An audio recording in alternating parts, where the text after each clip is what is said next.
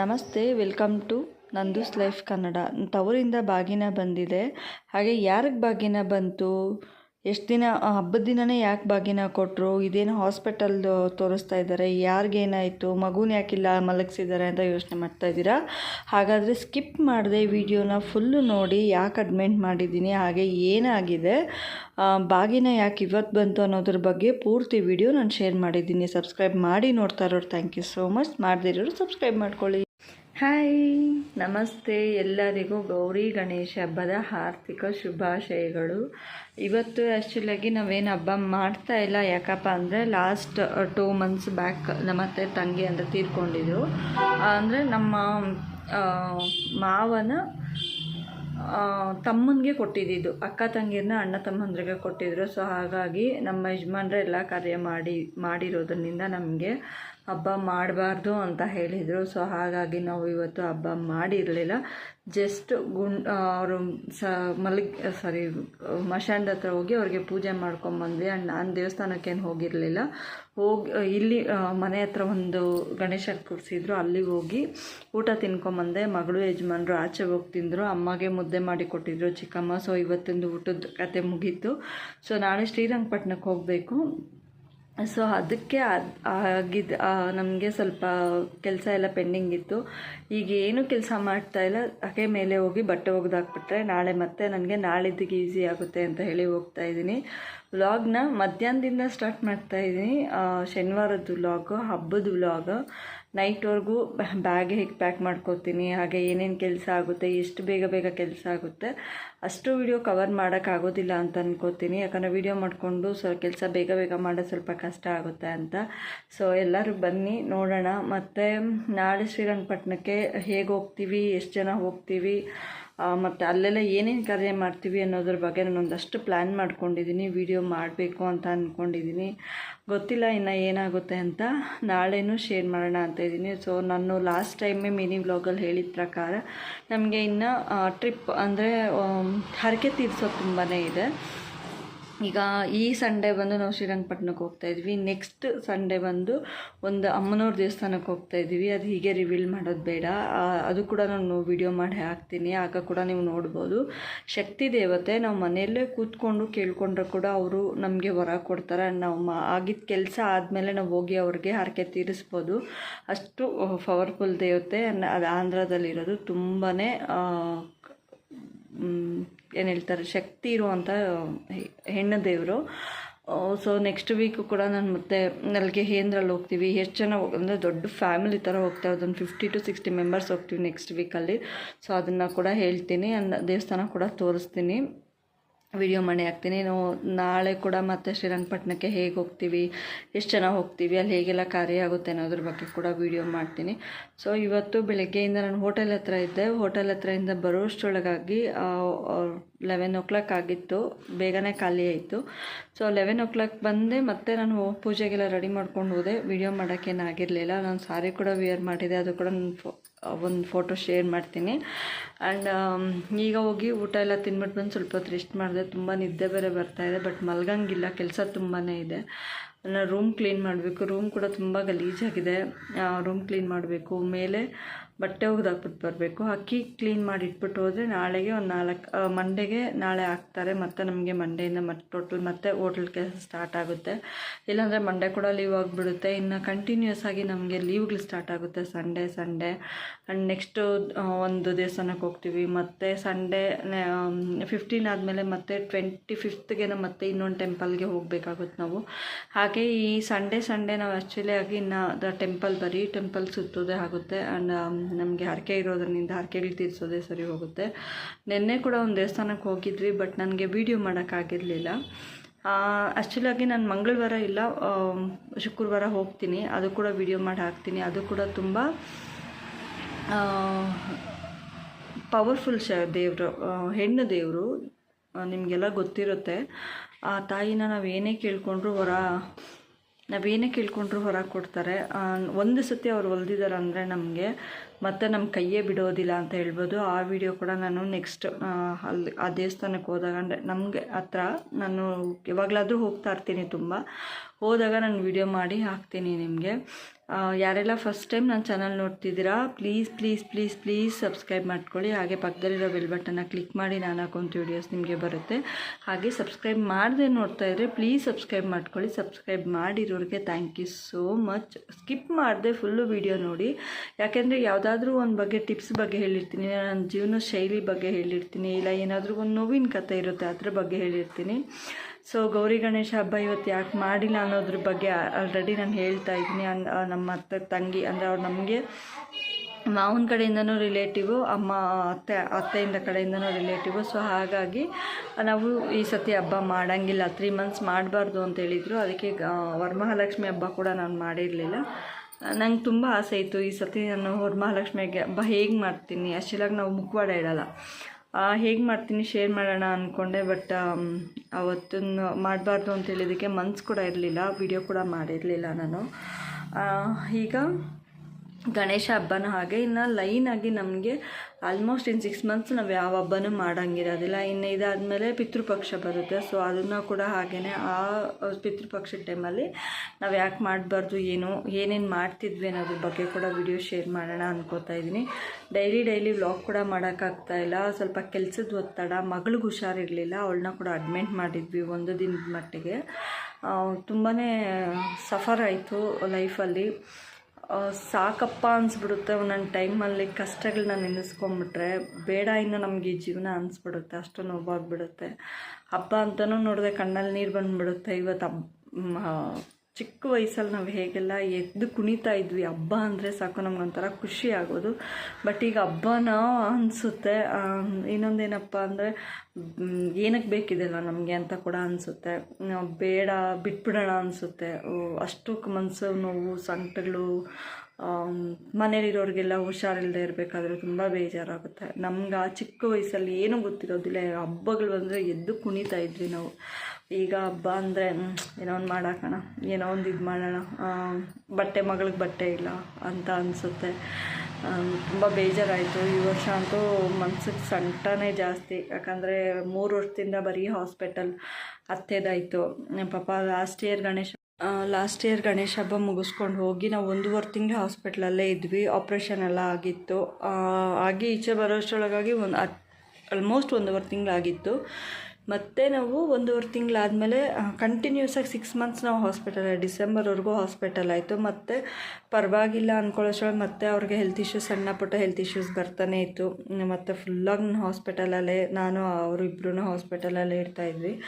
And ಇನ್ನೊಂದೇನಪ್ಪ ಅಂದರೆ ಈಗ ಮಗಳಿಗೆ ಕೂಡ ಸೇಮ್ ಅಂದರೆ ತುಂಬ ಹುಷಾರಿಲ್ಲದೆ ಆಗೋದು, ಫೀವರ್ ಬರೋದು ಆ ಥರ. ಮೊನ್ನೆ ಕೂಡ ತುಂಬ ಈ ಮಂಡೆ ತುಂಬ ನೋವು ತಿಂದ್ಬಿಟ್ಲು, ತಲೆ ಚಚ್ಕೊಳೋ ಥರ ನೋವು ತಿಂತಾಯಿದ್ಲು. ಸೊ ಅವಳನ್ನ ಕೂಡ 1 ದಿನ ಮಟ್ಟಿಗೆ ಅಡ್ಮಿಟ್ ಮಾಡಿ ಡಿಸ್ಚಾರ್ಜ್ ಮಾಡಿ ಕರ್ಕೊಂಬಂದು 3 ದಿನ ಕಂಟಿನ್ಯೂಸಾಗಿ ನಾವು ಅವಳಿಗೂ ಏನು ಹೇಳ್ತಾರೆ ಇಂಜೆಕ್ಷನ್ಗಳು ಹಾಕ್ಸಿ, ಪಾಪ ಕೈಯೆಲ್ಲ ಒಂಥರ ನೋವು, ಅವಳಿಗೂ ತುಂಬಾ ನೋವಾಗ್ಬಿಡ್ತು. ತುಂಬ ಬೇಜಾರು ಕೂಡ ಆಯಿತು. ಅವಳನ್ನ ಕೂಡ ಆಸ್ಪತ್ರೆಯಲ್ಲಿ 1 ದಿನ ಇಟ್ಟಿದ್ದೆ. ಇಂಜೆಕ್ಷನ್ಗಳು ಹಾಕಿ ಕೈ ಚುಚ್ಚಿ ಆ ನೋವು ಸಂಕಟ ಯಾವ ಮಕ್ಕಳಿಗೂ ಬೇಡ, ಯಾವ ತಾಯಿಗೂ ಬೇಡ ಆ ನೋವು. ಯಾಕಂದರೆ ನಾವು ಮಕ್ಕಳನ್ನ ತುಂಬ ಸೆನ್ಸಿಟಿವ್ ಆಗಿ ಬೆಳೆಸ್ತಾ ಇರ್ತೀವಿ. ನಮ್ಮ ನೋವು ನಮ್ಮ ಮಕ್ಕಳಿಗೆ ಬೇಡ ಅಂತ ಬೆಳೆಸ್ತೀವಲ್ವ, ಅವ್ರಿಗೇನಾದರೂ ಒಂದಿಷ್ಟ ಆದರೂ ಬೇಜಾರಾಗುತ್ತೆ. ಆ್ಯಂಡ್ ಇಷ್ಟು ನನ್ನ ಈ ವೀಕಲ್ಲಿ ನಡೆದಿದ್ದಂಥ ಇದು. ಅದಕ್ಕೆ ನಾನು ಏನೂ ವೀಡಿಯೋಸ್ ಅಪ್ಲೋಡ್ ಮಾಡೋಕ್ಕಾಗಿಲ್ಲ. ಆ್ಯಕ್ಚುಲಾಗಿ ವೀಡಿಯೋ ಕೂಡ ಮಾಡ್ಕೊಳ್ಳೋಕ್ಕಾಗಲಿಲ್ಲ. ತುಂಬ ಬ್ಯುಸಿ ಮಗುಗೆ ಈ ಕಡೆ ಹಾಸ್ಪಿಟಲ್ ಕರ್ಕೊಂಡು ಓಡೋಗಬೇಕು, ಬೆಳಗ್ಗೆ ಹೋಟ್ಲ್ ಕೆಲಸ ಮಾಡ್ಕೋಬೇಕು, ಮತ್ತು ಮನೇಲಿ ಏನಾದರೂ ಮಾಡು. ಮತ್ತು ನಂಗೆ ತಲೆನೋವು ಬೇರೆ, ನನಗೆ ತಲೆಗೆ ಸ್ನಾನ ಮಾಡಿದ್ರೆ ತಲೆನೋವು ಬರುತ್ತೆ. ನನಗೆ ತಲೆನೋವು, ಟೆನ್ಷನ್ನು, ಅವಳಿಗೆ ಮತ್ತೆ ಫೀವರ್ ಬಂದುಬಿಡುತ್ತಾ, ಮತ್ತು ಅವಳಿಗೇನಾದರೂ ಇದು ಹೇಳ್ಬಿಡ್ತಾರಾ ಅಂತ ಹೇಳೋದೊಂದು ಟೆನ್ಷನ್ನು. ಸೊ ಹೀಗಾಗಿ ನಾನು ಡೈಲಿ ವ್ಲಾಗ್ ಕೂಡ ಮಾಡೋಕ್ಕೆ ತುಂಬ ಕಷ್ಟ ಆಗ್ತಾಯಿತ್ತು. ಸಣ್ಣ ಪುಟ್ಟ ವೀಡಿಯೋ, ಒಂದು ಅಡುಗೆ ವೀಡಿಯೋದು ಯಾವುದಾದ್ರೂ ವೀಡಿಯೋ ಮಾಡಿದ್ರೆ ಅದು ಕೂಡ ಅಪ್ಲೋಡ್ ಮಾಡಿದ್ದೀನಿ. ಆ್ಯಂಡ್ ಯಾರೆಲ್ಲ ಸಬ್ಸ್ಕ್ರೈಬ್ ಮಾಡದೆ ನೋಡ್ತಿದ್ದೀರಾ ಪ್ಲೀಸ್ ಸಬ್ಸ್ಕ್ರೈಬ್ ಮಾಡ್ಕೊಳ್ಳಿ. ಇವತ್ತನ್ನು ಮಧ್ಯಾಹ್ನ 2:30ಯಿಂದ ನೈಟ್ವರೆಗೂ ಏನೇನು ಕೆಲಸ ಮಾಡ್ತೀನಿ, ಹಾಗೆ ಶ್ರೀರಂಗಪಟ್ಟಣಕ್ಕೆ ಹೋಗೋಕ್ಕೆ ಏನೇನೆಲ್ಲ ಪ್ಯಾಕ್ ಮಾಡ್ಕೋತೀನಿ, ಹೇಗೆ ಪ್ಯಾಕ್ ಮಾಡ್ತೀನಿ ಅನ್ನೋದು ಕೂಡ ಇವತ್ತಿನ ವೀಡಿಯೋದಲ್ಲಿ ನಾನು ಶೇರ್ ಮಾಡ್ತಾಯಿದ್ದೀನಿ. ಬನ್ನಿ ಕಂಟಿನ್ಯೂ ಮಾಡೋಣ ವೀಡಿಯೋನ. ಹಾಗೆಯೇ ಮನೆಯಲ್ಲೆಲ್ಲ ಕೆಲಸನೂ ಹಾಗೆಯೇ ಇತ್ತು. ಈಗ ಸ್ಟಾರ್ಟ್ ಮಾಡೋಣ ಅಂತ ಹೇಳಿ ಆಚೆ ಹೋದರೆ ತುಂಬಾ ಹಾಗೆ ಎಲ್ಲೆಲ್ಲ ಕೆಲಸ ಆ ಕಡೆಯಿಂದ ಆ ಕಡೆನೇ ಇತ್ತು. ಬಟ್ಟೆ ಒಗಿಬೇಕಾಗಿತ್ತು. ನಾನು ಇವತ್ತು ಒಗ್ದಿಲ್ಲ ಅಂದರೆ ನಾಳೆಗೆ ನನಗೆ ಜಾಸ್ತಿ ಆಗುತ್ತೆ ಅಂತ ಹೇಳಿ ನಾನು ಬೇಗ ಬೇಗ ಕೆಲಸ ಮುಗಿಸ್ಕೊಳ್ಳೋಣ ಅಂತ ಹೊರಟೆ ಮೇಲೆಗೆ. ಹಾಗೆ ಬಂದು ಸಾಂಬಾರ್ಗೆ ಇಟ್ಕೊಂಡು ದೇವ್ರ ದೀಪ ಹಚ್ತಾ ಇದ್ದೀನಿ. ದೇವ್ರ ದೀಪ ಬಂದು ನಾನು ಇವತ್ತು 5 ದೀಪ ಹಚ್ಚಿದ್ದೀನಿ. ಏನಪ್ಪ ಅದ್ರ ವಿಶೇಷ ಅಂದರೆ ಕಾಮಾಕ್ಷಿ ದೀಪ. ಅದು ನಾನು ಆ್ಯಕ್ಚುಲಾಗಿ ಅದನ್ನು ನಮ್ಮ ಮನೆ ದೇವರು ಸಿತಿಬೇರೇಶ್ವರ ಹತ್ರ ಇಡಬೇಕಾಗಿತ್ತು. ಬಟ್ ಅದು ಈ ಕಡೆ ಹಿಂಗೆ ಕಾಣಿಸುತ್ತೆ. ನಮ್ಮ ಮನೆಯಲ್ಲಿ 5 ದೀಪ ಯಾಕೆ ಹಚ್ಚಿದ್ಯಾ ಅಂತ ಹೇಳಿ ಜಗಳನೇ ಸ್ಟಾರ್ಟ್ ಮಾಡಿಬಿಡ್ತಾರೆ. ಸೊ ಅವ್ರಿಗೆ ಕಾಣಿಸ್ಬಾರ್ದು ಅಂತ ಹೇಳಿ ಸೂರ್ಯನ ಕಡೆ ಮುಖ ಮಾಡಿ ಅದನ್ನು ಹಚ್ಚುತ್ತೀನಿ. ನನಗೆ ಸಮಾಧಾನ, ಕಾಮಾಕ್ಷಿ ದೀಪ ಹಚ್ಚಿದ್ರೆ ಸ್ವಲ್ಪ ನನ್ನ ಮನಸ್ಸಿಗೂ ಸಮಾಧಾನ, ಹಾಗೆ ನನ್ನ ಕಷ್ಟ ಎಲ್ಲ ಕಳೆಯುತ್ತೆ ಅನ್ನೋದೊಂದು ನನಗೆ ಮನಸ್ಥಿತಿ ಇದೆ. ಯಾಕಂದರೆ ನಾನು ಮುಂಚೆ ತುಂಬಾ ಕಾಮಾಕ್ಷಿ ದೀಪ ಹಚ್ತಾ ಇದ್ದೆ. ಆವಾಗೆಲ್ಲ ನನ್ನ ಕಷ್ಟ ಎಲ್ಲ ಕಳೆದಿತ್ತು. ಆಗ ನನಗೆ ಸ್ವಲ್ಪ ಸಕ್ಸಸ್ ಅನ್ನೋದು ಕೂಡ, ಅಂದರೆ ನಾನು ಬೇರೆ ಯಾವ ಕೆಲಸನೂ ಮಾಡ್ತಿರಲಿಲ್ಲ, ಬರೀ ಹೋಟೆಲ್ ಕೆಲಸನೇ ಅಂದರೆ ನನ್ನ ಓನ್ ಇದರಲ್ಲಿತ್ತು. ಆಗ ಬಂದು ನಾನು ಅಮ್ಮ ಇಬ್ಬರೇ ನೋಡ್ಕೋತಿದ್ವಿ. ಆಗ ನಾನು ತುಂಬಾ ಸಕ್ಸಸ್ ಕಂಡಿದ್ದೀನಿ. ಅಂದ್ಕೊಂಡಿದ್ದ ಕೆಲಸ ಎಲ್ಲ ಆಗ್ತಾಯಿತ್ತು. ಸೊ ಹಾಗಾಗಿ ನಾನು ಕಾಮಾಕ್ಷಿ ದೀಪನ ತುಂಬಾ ನಂಬ್ತೀನಿ.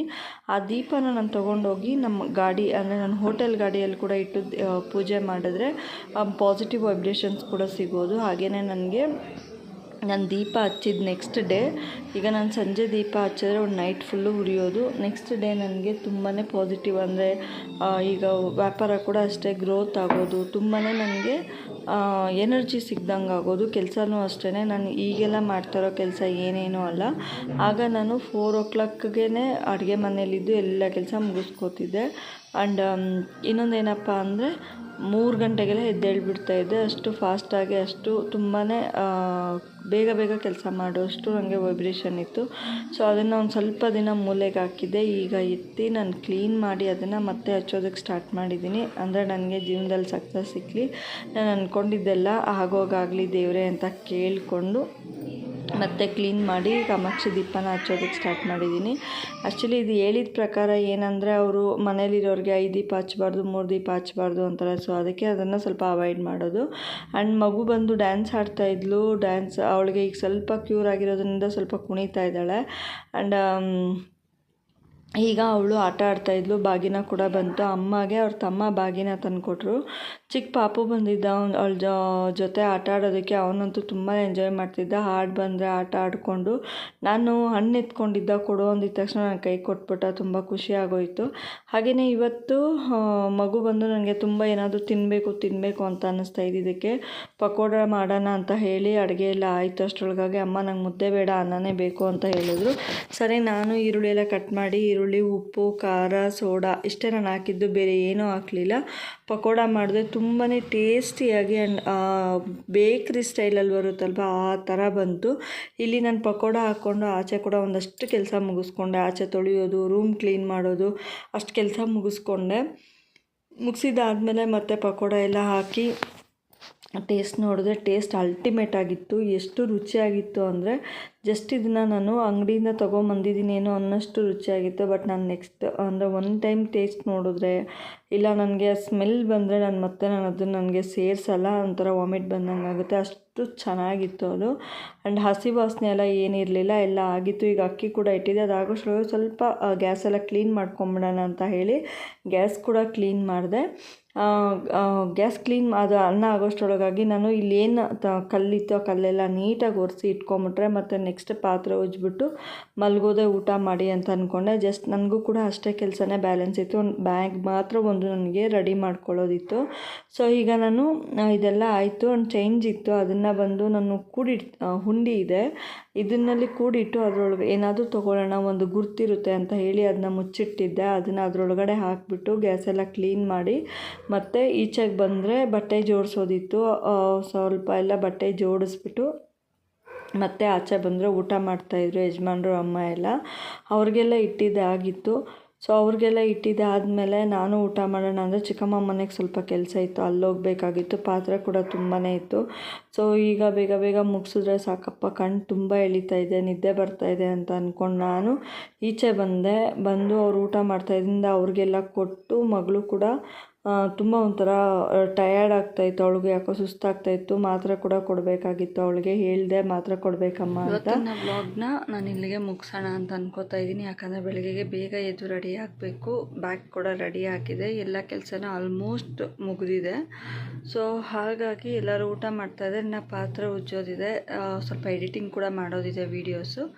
ಒಂದು 2-3 ವೀಡಿಯೋ ಎಡಿಟಿಂಗ್ ಮಾಡಿ ಇಟ್ಕೊಂಬಿಟ್ರೆ ನಾಳೆಗೆ ಒಂದು ವೀಡಿಯೋ ಅಂದರೆ ಈಗ ನಾನು ಮಾಡಿರೋ ವೀಡಿಯೋನ ನಾಳೆ ಅಪ್ಲೋಡ್ ಮಾಡ್ತೀನಿ. ಅದ್ರಲ್ಲಿ ನಾನು ಏನೇನು ಕೆಲಸ ಮಾಡಿದೆ, ಹೇಗೆ ನಾನು ಪ್ರಿಪೇರ್ ಮಾಡ್ಕೊಂಡೆ, ಹಾಗೆ ಬಾಗಿನ ಕೂಡ ಬಂತು ತವ್ರ ಮನೆಯಿಂದ. ಯಾರಿಗೆ ಬಾಗಿನ ಬಂತು ಅಂತ ಹೇಳಿ ಕೂಡ ನಾವು ಈ ವಿಡಿಯೋದಲ್ಲಿ ತೋರಿಸ್ಕೊಡ್ತೀನಿ. ಹಾಗೆ ನನ್ನ ಸ್ಕಿನ್ ಇವತ್ತು ತುಂಬ ಹೊಳಿತಾ ಇದೆ. ಏನಕ್ಕೆ ಅಂತ ಅಂದ್ಕೊಂಡ್ರೆ ನಾನೊಂದು ಸ್ಕಿನ್ ಪ್ಯಾಕ್ ಹಾಕಿದ್ದೆ, ಹೋಮ್ ಮೇಡ್, ತುಂಬಾ ಯೂಸ್ಫುಲ್ಲು, ವರ್ತು. ನಾನು ಏನೂ ಹಾಕಿಲ್ಲ ಫೇಸ್ಗೆ, ಆ್ಯಂಡ್ ಫೇರ್ ಆ್ಯಂಡ್ ಲವ್ಲಿ ಏನೂ ಯೂಸ್ ಮಾಡಿಲ್ಲ. ಬೆಳಗ್ಗೆ ಜಸ್ಟ್ ಸ್ನಾನಕ್ಕೆ ಹೋಗೋಕ್ಕೂ ಒಂದು 15 ಮಿನಿಟ್ಸ್ ಬ್ಯಾಕ್ ನಾನು ಅದನ್ನು ಫೇಸ್ ಪ್ಯಾಕ್ನ ಹಾಕಿಬಿಟ್ಟು ಆಮೇಲೆ ಸ್ನಾನ ಮಾಡಿಕೊಂಡೆ. ತುಂಬಾ ಒಂದು ದಿನಕ್ಕೆ ಅಷ್ಟು ಗ್ಲೋ ಕೊಡ್ತು.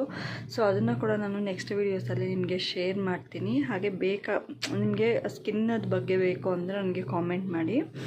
ಹಾಗೆ ಥ್ಯಾಂಕ್ ಯು ಸೋ ಮಚ್. ಎಲ್ಲೂ ಸ್ಕಿಪ್ ಮಾಡಿದೆ ವಿಡಿಯೋನ ನೋಡಿ, ಯಾಕಂದರೆ ಸ್ಕಿಪ್ ಮಾಡಿದ್ರೆ ನಿಮಗೆ ನಾನು ಶೇರ್ ಮಾಡೋವಂಥ ಕೆಲವೊಂದು ಟಿಪ್ಸ್ ನಿಮ್ಗೆ ಗೊತ್ತಾಗೋದಿಲ್ಲ. ಅದಕ್ಕೆ ಸ್ಕಿಪ್ ಮಾಡಿದೆ ವಿಡಿಯೋನ ನೋಡಿ. Thank you so much. Subscribe ಮಾಡದೆ ನೋಡ್ತಾ ಇರೋರು ಪ್ಲೀಸ್ ಸಬ್ಸ್ಕ್ರೈಬ್ ಮಾಡ್ಕೊಳ್ಳಿ. ಹಾಗೆ ಸಬ್ಸ್ಕ್ರೈಬ್ ಮಾಡಿರೋರಿಗೆ thank you so much. Bye.